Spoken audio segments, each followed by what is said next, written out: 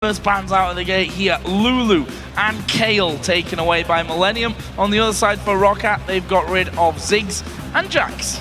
Again, Ziggs here against Curb has been one of the big picks, and we see the same thing from Millenium now.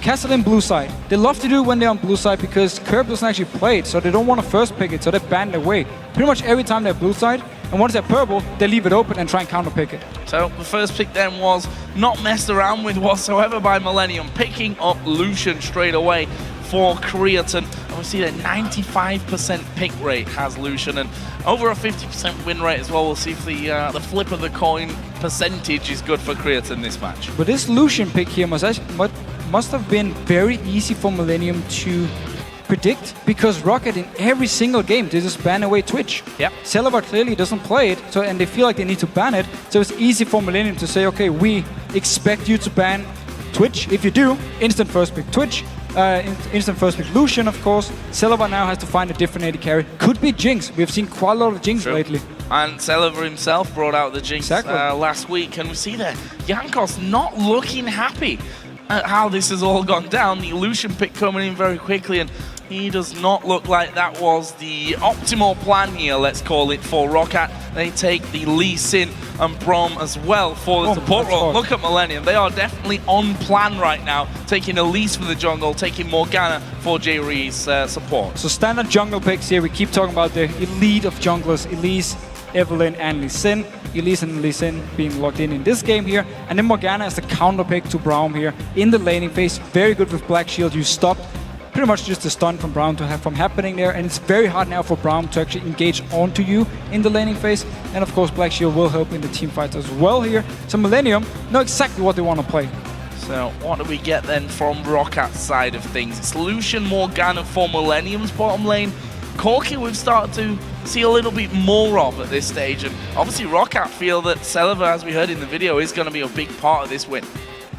100%, and they want to prove that he's the better Polish AD carry compared to Creaton, as they said in the video, of course.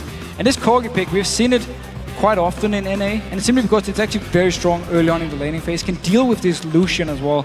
You need to remember, however, Corgi is not a hyper carry, so once you go to the real late game points, where of course the magic damage won't really scale up with the last West base building, the armor penetration, and that's where Corgi starts falling off. But still, early mid game, very, very strong. And also they take LeBlanc here, something that's been banned a lot against Millenium. And I think ROCCAT saying, okay, if we leave LeBlanc open and try and counter pick here with our last choice, the Millenium may just go in there and say, okay, Kurt's going to take LeBlanc and we'll be left without it. But that also now gives Millenium the chance to say, okay, it's LeBlanc, what does Curb want to play against it? Yeah, will Curb actually try and go Twisted Fate against it? That would be very risky if it did, so it's very smart by ROCCAT to pick it early on here.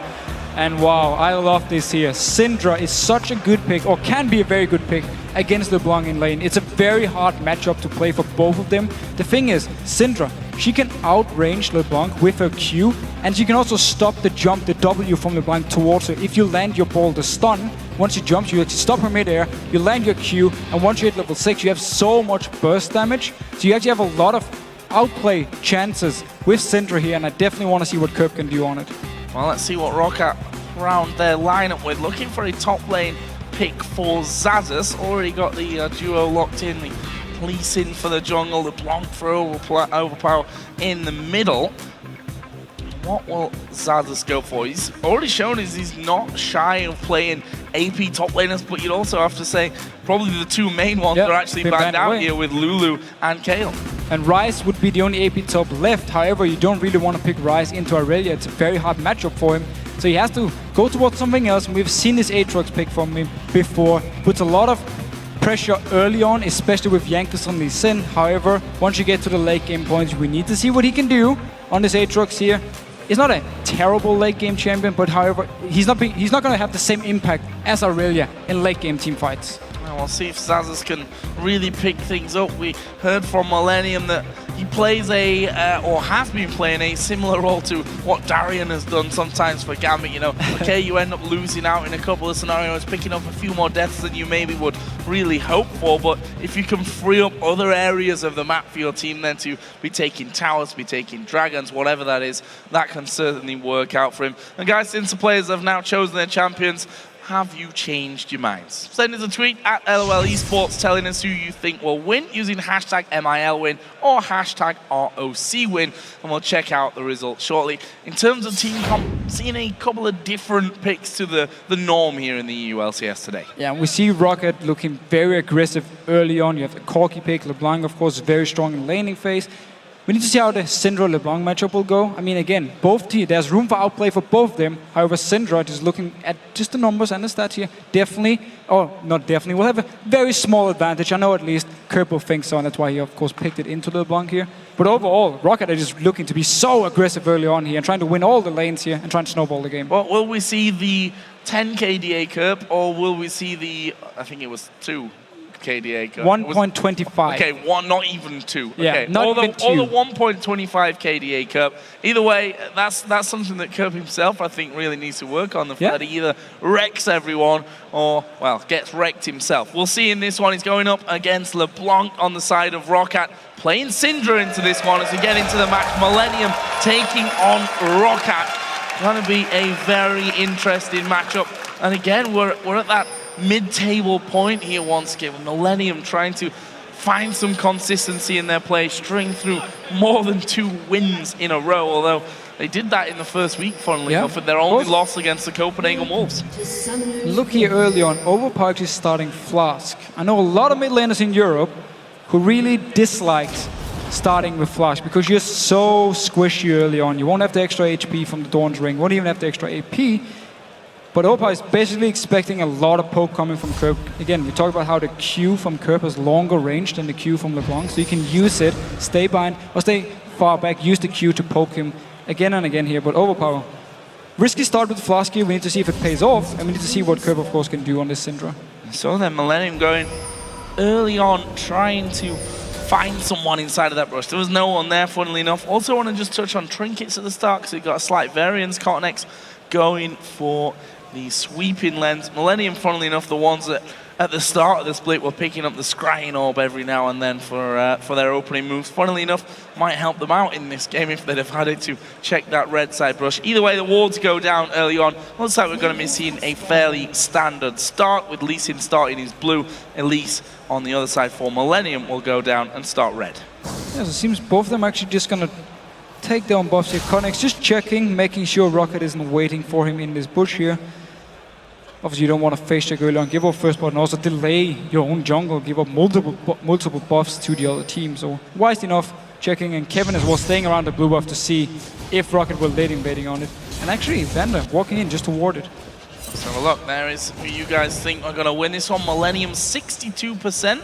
Coming down a little bit from the LOLesports.com vote, which was a thorough 69%. Look at this, Jay Reed. He's having to go at Jankos, but I'm not sure that this is the best idea. He's gone a little too deep for the Q from Jankos. Point blank, dodge out, and he hits the binding at the end. Jay Reed looking very confident. Yeah, this is not the first time Jay Reed has done this thing. When you lane swap, if you put your jungler on the opposite side of the map as where your dual lane is, it's very easy for the other team to move up, either try and stop you from taking the blue buff or at least poke you down. So Jankos took a lot of damage from Jay Reed just moving up there, knowing there wouldn't be anyone else to help him, because of course, normally the top laner won't even be in the lane at this point. He's just waiting around to join in with the jungler. So Zaz's back into lane. We kind of skipped over the start for him where he took the red buff on his own. And gives him the level 2. Also getting a ward in there just to see if anyone was waiting for him as he comes down to lane. So this was the reason ROCCAT started the way they did. That's why Jankos had to start his own blue buff, because Zazas would pick up the red buff, and then Jankos would move straight to the enemy blue buff here.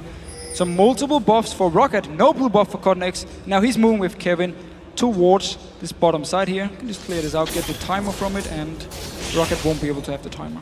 Yeah, that's a little bit of an annoyance for them moving forward. Also, with these 2v nothings as they are right now, although Aatrox is moving down towards that bottom lane, we'll see who gets the better of the farm. And once they see Aatrox, I'll tell you what, there's 4 men there. There's enough CC maybe to think about going under the tower. As it is, though, Kevin's just going to stick to the back of Cottonex, and they're going to do a bit of counter jungling. Multiple people coming in. Oh, this could be bad. Cottonex already down to half here, and they're going to focus Cottonex. He's going to go down. Overpower will pick up the first blood of Millenium. Going a little bit too deep there. and not realizing that ROCCAT had already got their number, really. Pushing around, Overpower gets the first kill and gets himself a red buff now as well. Perfect start. They spotted them moving in towards the jungle here and just knew there's only 2 members because they could see both Jerry and Creaton in this bottom lane and just move straight in, pick up the net, going aggressive because Vander joins in. And why not? 3 versus 2 down there. Kevin actually TPing back up to this top lane now after he lost his teammate just a little earlier on. Not the ideal start for CottonX, that's for sure. 0-1-0, picking himself up a pink ward actually after dying. And this mid lane, we talked a lot about it earlier on, being fairly quiet up until now, apart from Overpower just sauntering into his own jungle to basically last hit CottonX and steal that blue buff away. It's Kerp who's got a slight advantage in CS after close to 5 minutes. Yeah, but a big wave for Overpower to pick up here. And you see the way he plays the lane, stays very passive, picks up a CS and backs away. Don't even want to try and trade with Kerp. And normally you see LeBlanc being very in your face. He knows his limits, staying back and just trying to pick up as much farm as possible. So CottonX actually giving a bit of help to Kevin in the top lane. Trying to stop Celiver bullying him really out of that one, and it's working for Millenium. 17-4 CS between those solo laners as Vander going to get involved as well, and that will actually force Millenium to start backing away, especially since CottonX had to go back off and get his farm on. Vander's been running around quite a lot. He based, ran all the way down to bot lane, now been running all the way up to the top lane. He's actually very far behind in XP, but it is your support. You can sacrifice some XP by moving him around here, making sure he can assist the right lanes. Millenium keeping both Creaton and Jerry down his bottom lane to just push the wave up and try and get a little bit of poke on. Yeah, actually landing there, and Jerry can't knock him on that so far. That little escapade into the enemy jungle before that almost cost him his life. He did manage to hit 2 bindings in a row on that front as well. So the thing is, looking good on that front. Yeah, while it was good he went in, got some poke on here, of course, he didn't have to use the flash or anything. Millenium should actually have moved both him and Creaton earlier towards his blue buff, because again, they were in the lane swap, could move up and stop Jankos from doing the blue buff if they were in position fast enough, and therefore trade 2 buffs with each other. Instead, because they didn't, or because Jerry came in so late, Jankos could take the blue buff by himself with no assistant. There was no top laner, no dual lane to help him out, and also then go straight towards the enemy blue buff and pick it up as well. And leaves ROCCAT after the kill that followed as well in the lead. And that kill onto LeBlanc. We saw earlier on with Febivans LeBlanc, once you get going, it can be sometimes a little tough to actually stop you. But for now, it is Kerp in that mid lane that's leading in terms of the farm, 53-49 CS, but that will be staying fairly even throughout this one. Meanwhile, top lane also being pressured. Lee Sin's going to be joining in with Celiver and Vander. That turret actually really, really low here. So next wave, possibly, that could be the first turret for ROCCAT. And we've seen some old school lane swap actually in this game, where the junglers, they go up and help the top laner to pick up some farm, push the wave down the bottom lane where Jankos and Sasus for a long time. And of course, CottonX was up in his top lane, helping Kevin out as well. So both teams just been happy enough getting some farm on the top laners and have the junglers help them, and now both of them are back to do their buffs, which means the dual lanes should be able to at least get some damage on the towers if they want to. Could also be the time for them to recall now, either rotate down to this bottom lane and start a dragon if the enemy team didn't move yet. Just want to touch on the CS between Irelia and Aatrox. We see Sazus finally getting a bit more free time as Jerry's been left alone. Creaton headed back, and he's clawing back the CS deficit that he had just a little bit earlier on to Kevin, who also now has free time in the top lane because Celiver went back and picked himself up the BF sword. And we need to see if Millenium actually want to go for this dragon, because Kevin with teleport can join in. Celiver won't be able to do it. You also have at least a great jungler for doing dragon early on, so they should have all the pressure on this bottom side of the map with their dual lane. They would just haven't been have any focus on the dragon actually so far. Basically, CottonX been either defending top lane or farming, and down the bottom lane they've just been happy farming away. So Millenium not putting any focus on the dragon so far. Well, we'll see there's some wards going down there from ROCCAT's side. See if they are. I mean, again, 2 people top lane here. This should be the easiest dragon in the world. You would think so. And look at this, J-Ree. He disturbed the last blue buff. However, this time, he may have bitten off a little bit too much because Overpower's coming in. This is a great read from ROCCAT, and I think J-Ree could have maybe expected that, considering what happened the first time that this went down. So, yeah, the first time they actually went in Millenium, invaded into the jungle. They were spotted by wards in the river. This time around, exactly the same thing. The ward was placed by Xaxus at the dragon while Millenium already had a ward, so they saw it go down, and yet Jerry moved up there to try and be annoying again, or maybe even steal the way or get the time off the buff. And ROCCAT just simply spot him moving up with single support, just a weak sheep moving towards you, and you just go straight and kill it. That gives ROCCAT almost 1,000 gold lead. Dragon still untouched. We do have Celeber slightly behind in farm. Kevin just trying his best at range there, throwing his ultimate out. Just trying to make sure that he does get some of that gold into his pocket. Still ahead of his opposite number, Xaxus. Look at this, Jankos coming around. That leaves him 3 versus 1, and as I said before, that turret is actually low. Yeah, so ROCCAT can send all the members up here, take the tower. However, it should mean the dragon for Millenium in exchange, and they're actually pinging it now. Finally, they feel confident enough to move towards the dragon. Well, I think a calculated move from ROCCAT here. They probably know that that is going to happen to them. Turret is going to go down. Let's see then if the dragon will be following off. Dragon will be taken. Actually, Xaxus doesn't even bother to move up there for a look, and they will take that one. However, can they now stop ROCCAT from taking this inner turret in the top lane? At least ROCCAT can get a lot of damage. Might be able to take it. I mean, look in the base here. Rest of Millenium just recalled. No home guards, of course. We're so early in the game. Doing a lot of damage here. Minions coming in as well. Yep, they're going to take this tower. Kevin trying his best to lay down some damage, but it's not going to be enough. Syndra moving across as well. Overpowered, just dodging away from all that damage. And ROCCAT probably going to be happy with that trade. An inner turret and an outer turret traded for the dragon. Of course, it was a very good move here. Moving up there, expecting Millenium to start the dragon once Jankos showed in the top lane. And it happened. Just kept pushing down.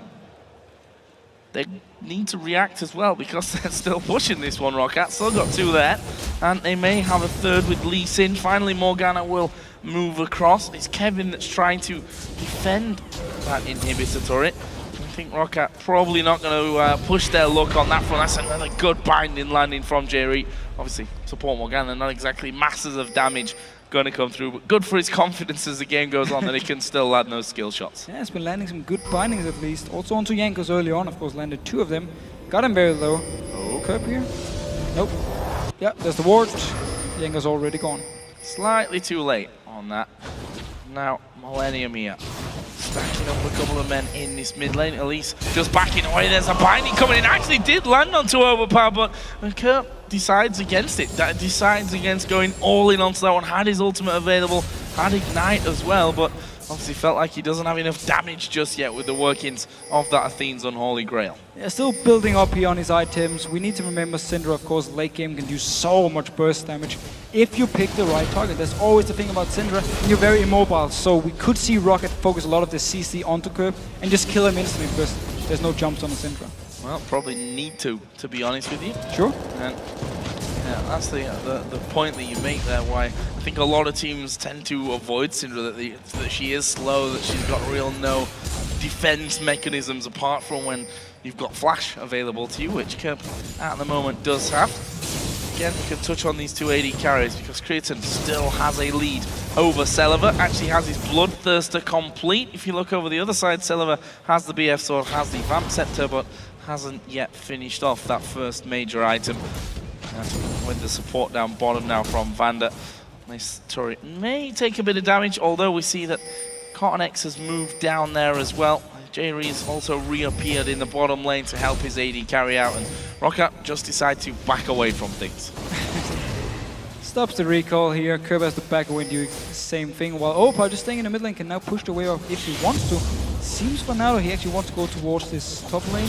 Never mind, deciding to actually go back. So I'm not really sure what ROCCAT's plan is at the moment. It is running a little bit back and forth. You even see Jankos didn't even buy boots yet, so his mobility isn't even too high at the moment. He's basically just running around, looking for an opening, maybe looking for Millenium to make a play and then try and counter engage onto it. Let's have a look at this top lane again. Finally, Kevin and Xaxus having time against each other. You see that overall, that global gold in favor of Xaxus, thanks to ROCCAT's turret pressure and obviously how well they're doing overall in this game. He is slightly behind in the CS, does have himself a cutlass and actually freezing this lane close to his turret now as well. Yeah, but Kevin did manage to do really well in this lane swap because Vander was roaming around while Jerry stayed with Curse in his bottom lane. So there were always 2 members to try and deny farm from Xaxus, where Kevin was one-on-one for most of the time. Picked up quite some farm here. Once he returns to the lane though, Sasa has actually frozen it in front of the tower, so Kevin needs to just wait for it to unfreeze or go up and do it by himself. This mid lane, thought with two burst-heavy champions like LeBlanc and Syndra that we'd probably be seeing some, let's say, quick action that'll probably be keeping the cameramen on their toes. But up until now, Overpower and Kerp, I think, choosing not really to risk anything on that front.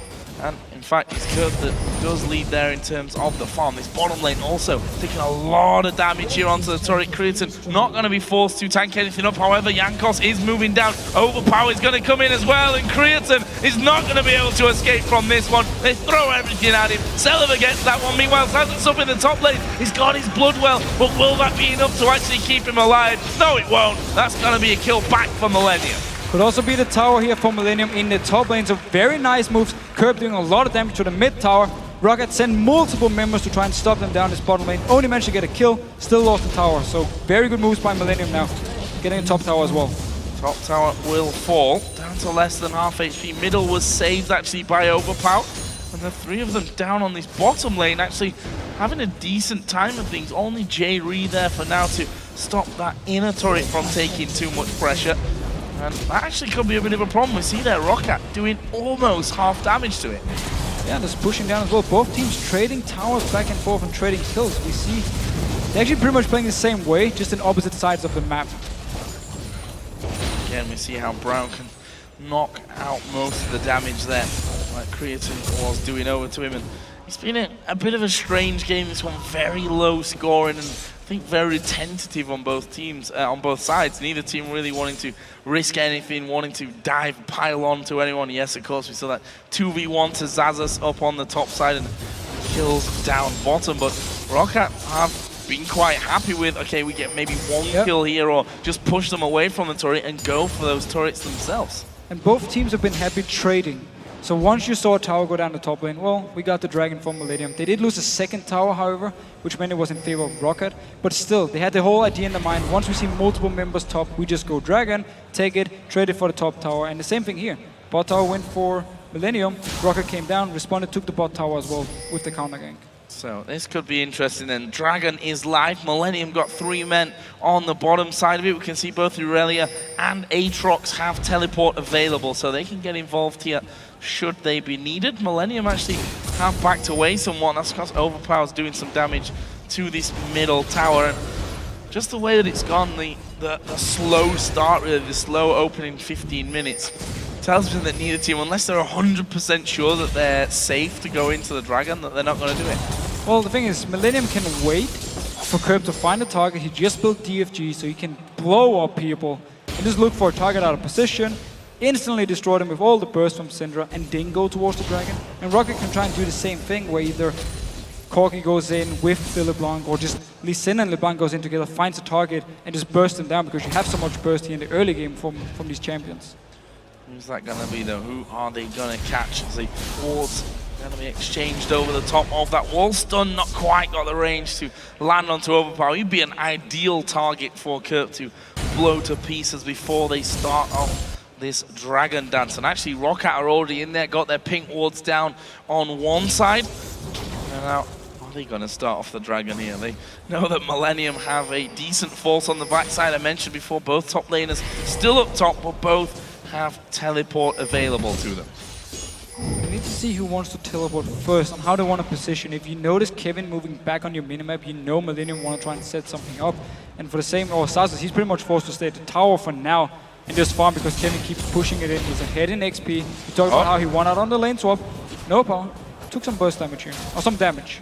Kind of surprised to not see Kerp at least give it a test there, you know? You land the stun, throw everything at him, say, okay, I can kill him right now, which may quite well be the case with that. You could force him low, force him to recall to base, and then go for the Dragon from Millenium. Instead though, ROCCAT starting at the pink ward, he can't even spot the green ward because it's just outside the pit. Just around the corner from that one as Vanda trying to keep them away. Dragon's actually down to less than half HP. Are ROCCAT going to stick to this one? There is a cocoon landing. And they back away. Millenium don't want a piece of this one. ROCCAT also letting the Dragon reset. Are they going to start it off again? No.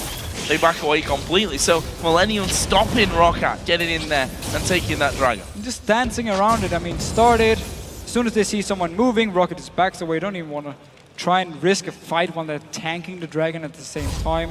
And they also want full control of where Curb is moving because they don't want to get blown up by him. And they want to, he should be the target for him to catch up because Lucian, he can dash away. Curb, he can't do anything. Speaking of Curb, he's approaching 200 CS. Probably sat on a decent chunk of gold as well. Over 1,000 in fact that he can cash in the next time he goes home. Same going for Creaton, who's got 1,800 and 1,000 on the jungler as well. And that's the kind of cash that you're gonna want to have in items rather than just pure cash when or if, as this game seems to be, when the Dragon gets started. Once it actually gets started, ROCCAT managed to recall now, spend a goal on both LeBlanc and Corgi, and now moving back towards this Dragon area. If they spot Millenium recall at a bad position, they might go straight forward and just force it. Well, there's blue buff for both mid laners. So they will be feeling more confident. Actually setting up here possibly in middle Millenium, trying to catch one out. Always hard to land the cocoon or even the binding onto a champion like LeBlanc, who's got the double dash even if he wants to use that ultimate. And there we see pressure now on the turret. That was already down very, very low from earlier on. Finally, Millenium going to put down some damage there, finish that one off, and now they're backing over towards the Dragon area. We'll sweep out a couple of these walls, one from the Death Brush, one from that top River Brush. And now Millenium moving in there, but there's still that pink ward at the front, so ROCCAT not without vision at this stage. It was actually a smart move by Millenium. They saw Corgi down this bottom lane and knew, okay, there's not enough Wakeful in this mid lane for them to do anything. And just went straight there from base, killed the tower. It was already low, as you said, because Curb had gotten it down earlier while Creaton went down the bottom lane. Overall, just picked up a tower. Doesn't change too much when it comes to dancing around this Dragon area, because it's the same deal. Both teams just waiting around, seeing what's going to happen here. But at least all the outer turrets are now gone, so Millenium can at least move further in the jungle of ROCCAT, get a few deep wards if they want to, and if they actually win the fight here around this Dragon. And then later on use it to find some picks. Oh, Dragon started off by ROCCAT. Ward comes over the top, so they know that that's there. They're going to get this one. Okay. ROCCAT finally take the Dragon. It's they're smited away by Jankos in the end. Second one of the game, of course, and the first one for ROCCAT. Let's have a look at how that leaves us. Just 900 to 1,000 gold separating these two teams, slightly in ROCCAT's favor.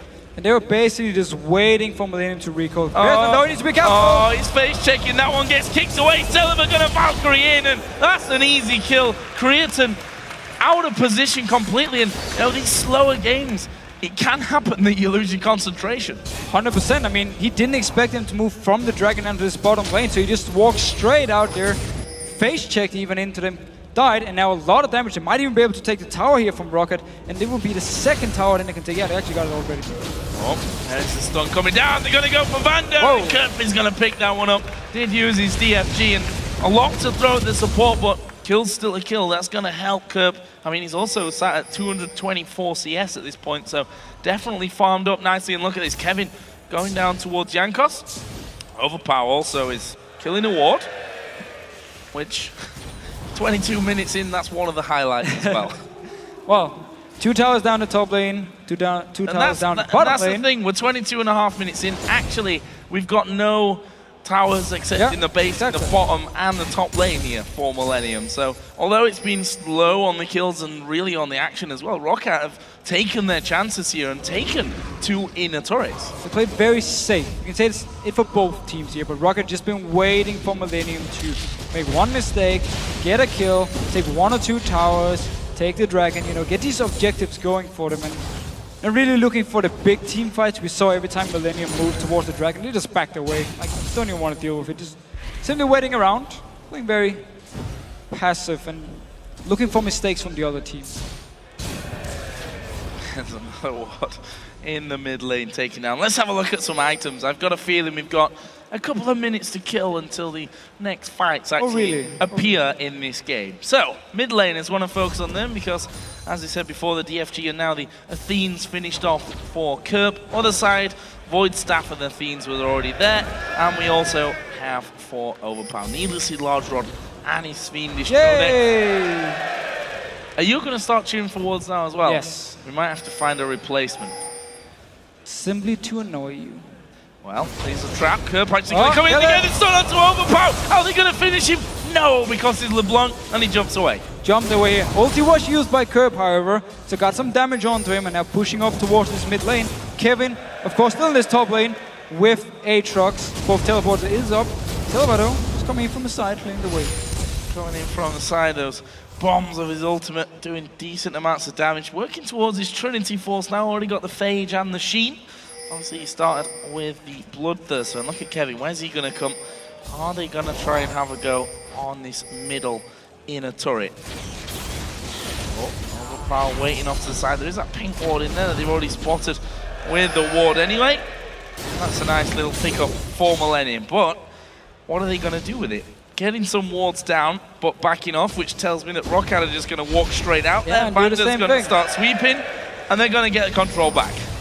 And also a red buff here. Curb needs the ulti back before he can pick a target to kill. At least we saw the idea from Millenium. Hide around, get some good wards, try and spot ROCCAT out, and then land a stun, long-range stun from Curb. He can actually do it out of vision range from you, so you don't even spot him. He just comes from the fog of war, just whoop, straight in. There's a ball, hits you, stuns you. However, he didn't have the damage track to take down Overpower yet. Jumped away. I don't even think he actually had to use the DFG, or could get in range to use the DFG before. But it's Millenium. Both teams actually are just looking for the one pick to then take a tower, to then take a dragon, and try and extend the goal lead, or catch up. Or catch up, and there's only 1,500 difference between the two teams. 25.5 minutes in, 4-3 on turrets. We've got more towers down than kills so far, actually, Deficio. Joe Miller. Might stay this way as well. We'll have to see about that one. Either way, Dragon in 1.5 minutes. Team's going to start warding up for that one. We can see that Vanda and Jankos already moving through, and they spot a pink ward from Millenium's side, of which will be used to clear out that vision once again. So Overpower actually went for DFG himself. Yep. Normally, once LeBlanc starts with a Beans, you go into Death Cap, into a Void Staff. He went for DFG, so focus on trying to burst down a target himself. Could be Curb, of course, but keep talking about how Syndra is a very easy target to pick. And all these wards going down. Yeah. And important as well, because the Dragon. Yes. Less than a minute's time. There's Kevin. Oh, there it is. I'm still not a fan of encouraging it. There's a pink more here, though. Oh, he wants it. Does he know it's there? Well, even if he does, not going to go challenging for that one. Backing away. Millenium getting some wards of their own over on the blue buff side.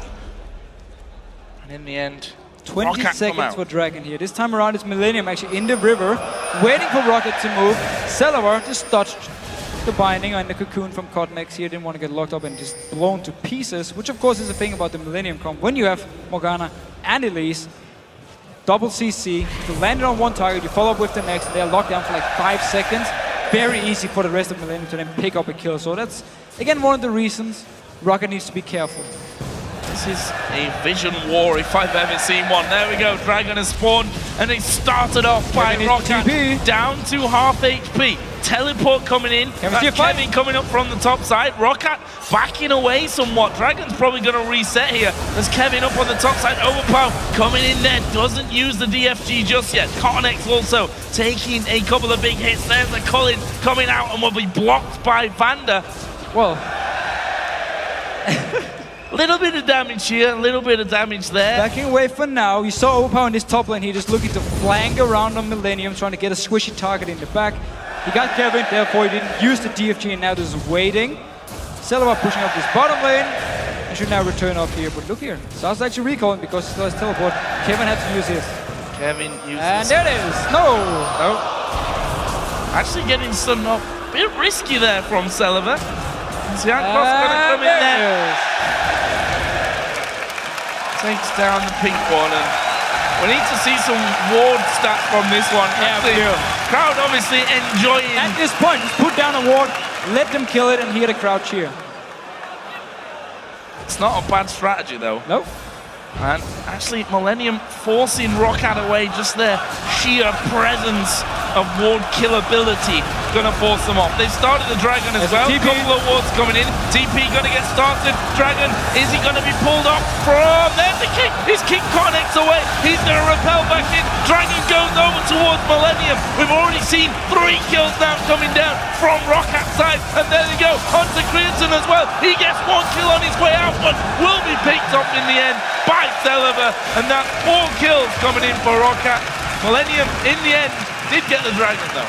Such a good team fight though. Both junglers were actually out of the fight because they were just fighting over the Dragon here, but the rest of ROCCAT went in and we saw Overpower. Notice here, Overpower up in the top of your minimap. He's just waiting around. Curb is actually trying to force him away. Meanwhile, the rest of the team are just fighting each other. Jerry goes down, his stun doesn't proc, and then Curb, he's the target for Overpower, just waiting and waiting, pops him very low. Celiver joins in, easy kill for ROCCAT. And man, the patience on Overpower is waiting and waiting and waiting. He knew the rest of his team could survive. As soon as Curb was out of position, jump him, kill him.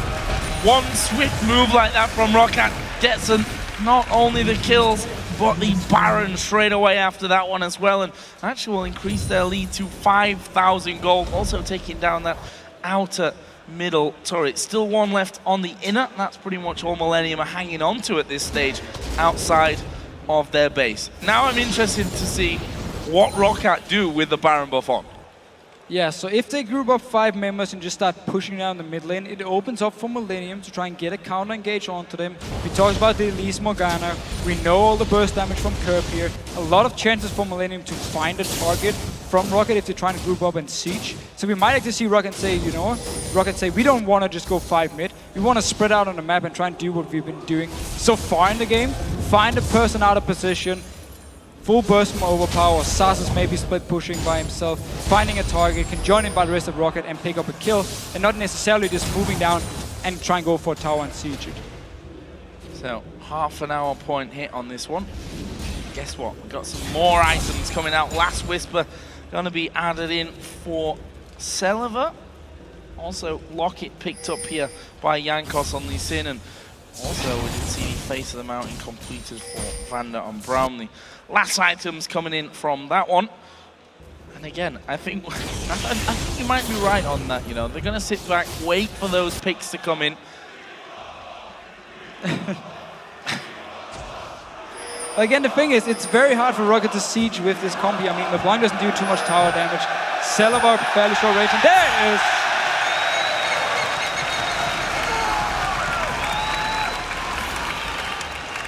What have we become? I'm not sure. So, I mean, let's be honest, it's still better than watching England. True. I didn't want to say it because of the crowd. Now you said it. There we go. Binding coming in onto Vander. I'm allowed to take some English. Exactly. We all feel the pain. And I'm Danish and we're not even in the World Cup. Just going at it here. Those wards inside of the side brush by the Wraiths. Massacred. Destroyed. So. Almost feel sorry for these wards. They have souls too. ROCCAT getting full control here at least of the Millenium jungle. It's what they can do with the Baron buff. Exactly. Move down, get some deep wards, try and spot out Millenium if they want to move in for the blue buff or the red buff, and look for this target here. Because you see, ROCCAT can just group up 5 members. It's too risky for them to group up 5 and try and just instantly take down a tower. They need to get a kill or maybe dive onto Millenium. Oh, there, might see it. Overpower actually catching Kevin here, waiting for those cooldowns to come back up. There's the dive in. Does manage to get it. And now it's 5v4. Mid tower going to be put. Jankos and Celiver onto that one. Celiver just going to cut out the minion wave before it gets around. Not even needing to tank it. That is another tower. Only the base now left standing for Millenium. Look here, Overpower moving to join with the rest of the team because there are 5 members here. You might see them go for a dive with Aatrox. Remember, he's passive. Can use it and then get out afterwards. Still 23 seconds on Kevin here. This is the time for ROCCAT to move in. I'd agree with that one. Zaz's actually going to dive in onto the top of it, but nope, denied on that front. And ROCCAT here going to back away on things. Bottom lane actually not pushing in their favor. They do have the top lane pushing from their side. However, bottom lane needs to be dealt with here and pushed through if they want to focus on more than one lane at once. I think is the way to crack the Millenium defensive nut. We did, however, see ROCCAT wanted to dive but the stun from Curb stopped Aatrox just as he jumped up in the air. The ball hit him, stunned him, and he couldn't actually go for the dive. So at least ROCCAT, they knew, with 5 now, only 4 members from Millenium, we can dive this one, we can get the kills, we can take inhibitor. However, Curb saved the day. Curb saves the day. I think we need some ward-based stats for our statistician there as well. I think that's what everyone would enjoy. Actually, probably the most impressive statistics from this game as well. There's a lot of wards gone down. I also like how Panky and Unsu, of course, the observers, just keep following people around, looking for these wards to go down every time. So we catch every single one. Well, that's good. I mean, there's not much else going on to really miss the ward kills, so whatever. Either way, though, look at that top left-hand corner. Dragons coming up in 20 seconds. ROCCAT already getting in position. We've got Baron coming up in 2 minutes as well, so an action-packed 2 minutes definitely coming our way. 34.5 minutes into the game. ROCCAT's lead extending here. Why not? Some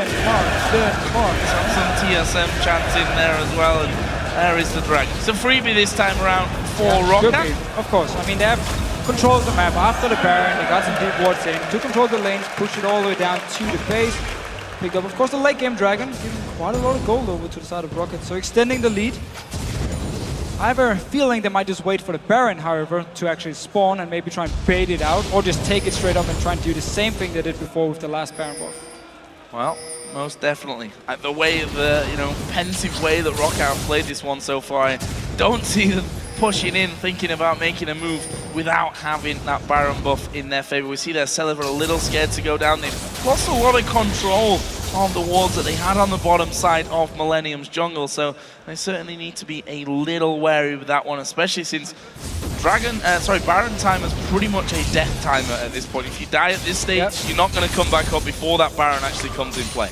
Exactly, and that's why Millenium is playing it so safe. You also see all the pink wards for them, placed in their own jungle, because again, they just want to keep the vision, want to make sure ROCCAT isn't even there. Warding, and Vanda, of course, setting up some wards around this Baron pit so they can now spot Millenium moving in if they want to try and stop them. So, Zaza's pushing the bottom lane out. TP is up, as it is for Kevin as well. So Kevin's going to have to go down bottom possibly in a second to make sure that they don't lose out on that one. And of course, with the Baron up in 10 seconds, everyone getting in there. There's a scrying orb actually used. A bit early. Creatine. Just looking to see if ROCCAT were waiting multiple members to try and kill them if they moved in here. Could have saved it if ROCCAT now starts the Baron straight up. They won't have it, of course, need to wait for the cooldown. Still in a fine enough position. I actually see Jankos taking the blue buff, so he's behind Millenium at the moment. Yeah, that could actually turn out to be pretty damn interesting. Got vision of them. Have they actually spotted Jankos? They've not spotted him. Here he comes. Wilkin come through. Have they got the damage here? No one really putting the pressure down. Wow. It's Creatine though that's focused. Jankos on the killing spree. Both Jerry and Kerb having to back away. But look, the Santos diving headfirst into the rest of them. Kevin here pops his Randuins, but Celeber is now unstoppable, and they're going to keep going through on this one. Kerb got no mana to keep himself alive. That's a double kill for Celeber. Are they going to push for it? 50 seconds on Kerb, 35 on Creatine. Are they going to finish the game? I don't think they are. They're going to go back for Baron. Don't have any minions. If they had minions, they could actually push into the base of Millenium. However, now forced to go back towards the Baron. We'll pick it up unless we see Cutnex with a steal.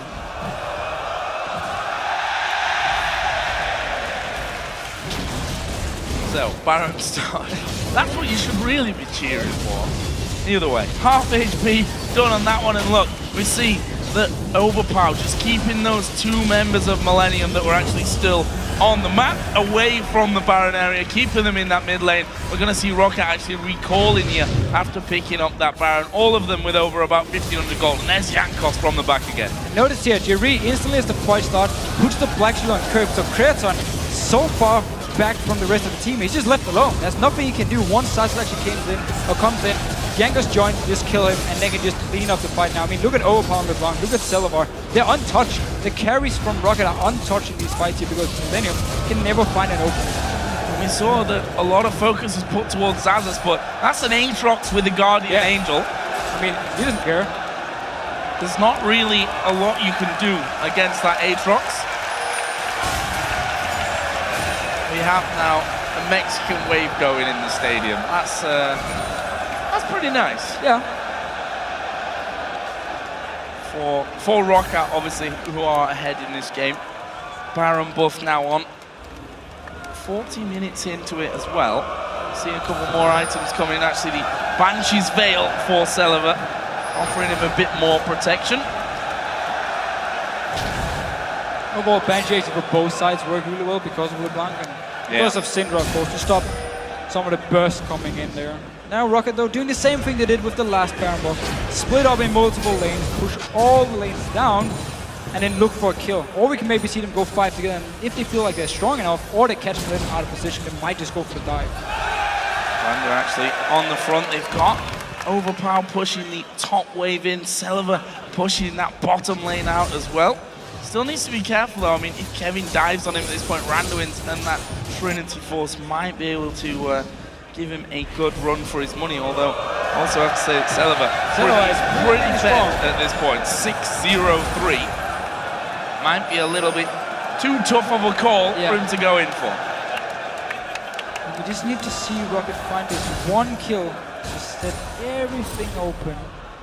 Nothing happening so far. Millenium staying very safe in their own base. Don't even want to try and go for any fights, just trying to create a wave every single time. And definitely think Overpower could be the man to get the kill. Well, you have to feel at 40 minutes in, one kill is pretty much enough to open up the floodgates to get that actually going, so that they can push with all 5 versus 4 on Millenium side. But where is that going to come from? We've got Zazas and Jankos pushing mid lane constantly. We've got Overpower constantly on top lane, Vander and Celiva both on the bottom side. Everyone wants to see wards. Yeah. It's hard to disagree. Yeah, sadly, the further into the enemy base you get, the less wards. Oh, that might be the pick. There it is. He's missed the combo though. Chain's not coming through. That could have been different using everything. And actually, they're going to push into this one. Turret is going to go down with Kerb having to go back here to heal. That offers ROCCAT their way in. Are they going to stick around? Actually, they're going to back straight away. Surely go to this middle lane or to the top, which both of them pass the halfway point. Dragon is open, or Dragon is up here. Might just go straight for the Dragon. Actually, no, they're staying around here.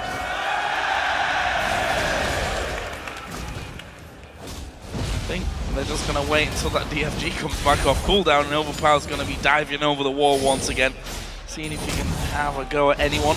Kind of easy to pop the Banshee's Veils when you've got a Corki in your team as well, who can just throw his ultimate in there and stop those Banshees from being so effective. There's a binding actually landing onto Jankos. There is all the damage thrown through, but not really denting ROCCAT all that much, and they just turn it back around. Going to push back in, try and do some damage. Then Overpower again onto J-Ree, but no full combo. He does have the DFG available now though.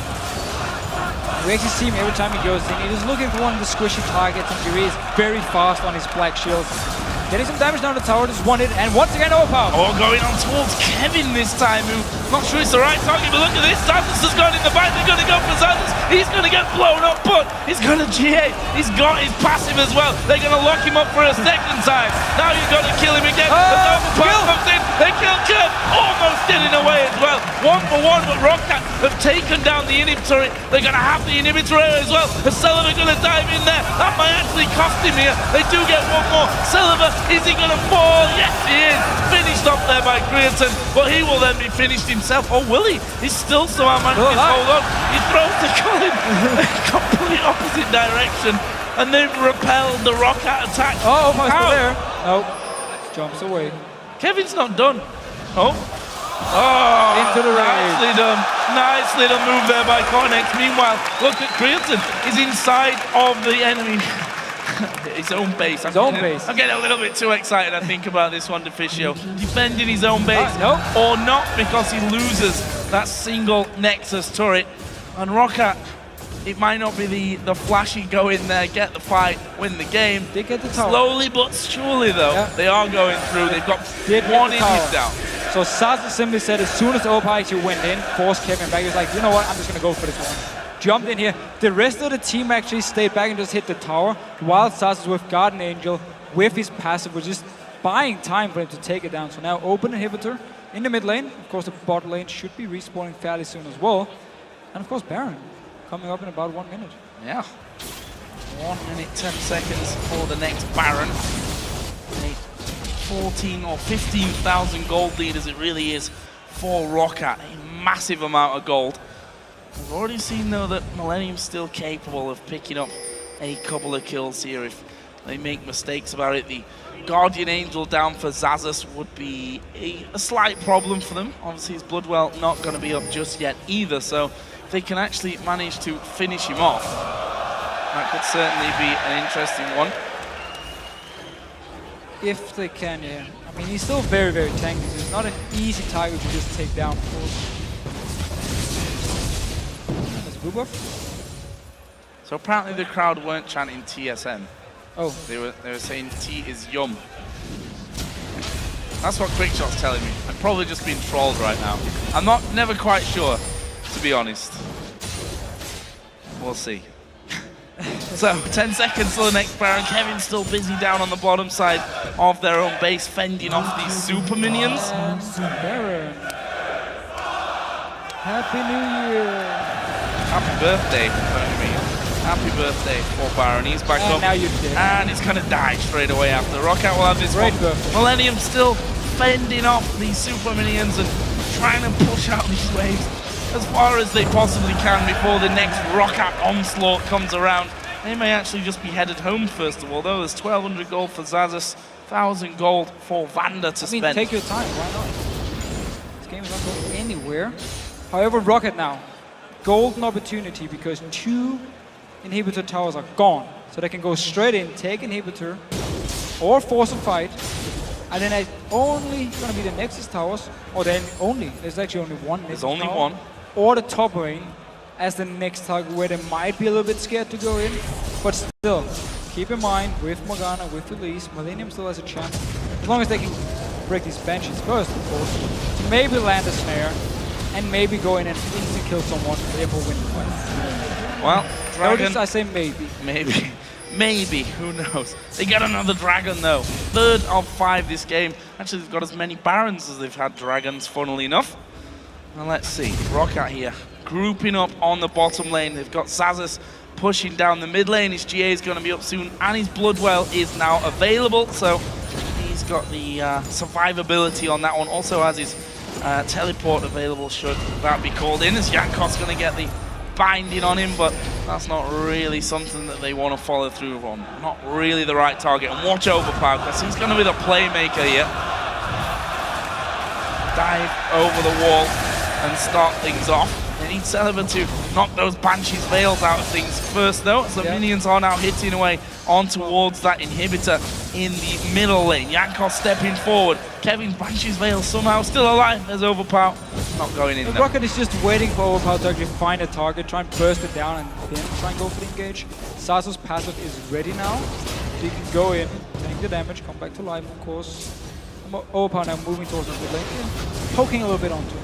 And the poke actually causing them a few problems down bottom. Celeber going to set to the nice going for Jerry. He's going to drop down instantly. Kevin's right in the middle of him as well. Kicked around by Lee Sin, and that'll be a double for Celeber. 3 more left to take down. Cully comes out, but that's not really going to do much. Celeber, in fact, tanks it all up. Meanwhile, Kirk will be picked off by Overpower in the mid lane. He's now on a rampage, and ROCCAT, with 4 kills, only Creatine left to defend the base, are going to push through, finish off the turret, and finish off the game here after 47 minutes.